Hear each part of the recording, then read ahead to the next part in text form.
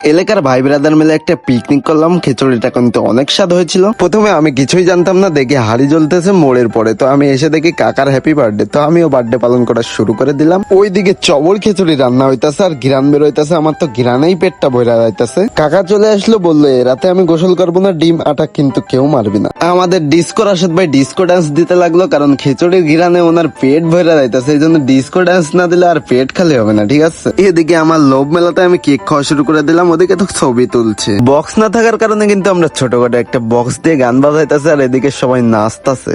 খিচুড়ির কি ঘিরানে তো পেট ভরে যাইতেছে খাওয়ার আগেই। খিচুড়ি খাওয়ার এই মুহূর্তটা খুব অসাধারণ ছিল, যেমন স্বাদ সেমন গরম। সবাই তো খিচুড়ি খাইতেছিল এবং ভাবতেছিল যে পরে আবার পাবে কিনা, কিন্তু কাকা বলে দিল কোনো হবে না, যা একবার দিছি তাই। এই গরমে তো আমাদের আবুজার ভাইয়ের হোগা ফেটে যাচ্ছে, তাই গরমে বাতাস খাইতেছে। আর একজন তো পলাইছে, এখন তার বাড়ি আমরা হাড়ি দিতে যাব। পিকনিকের মাঝ থেকে যদি কেউ চলে যায় তার শাস্তি হলো হাড়ি দেওয়া, তাই আমরা তার বাড়ি হাড়ি দিতে গেলাম।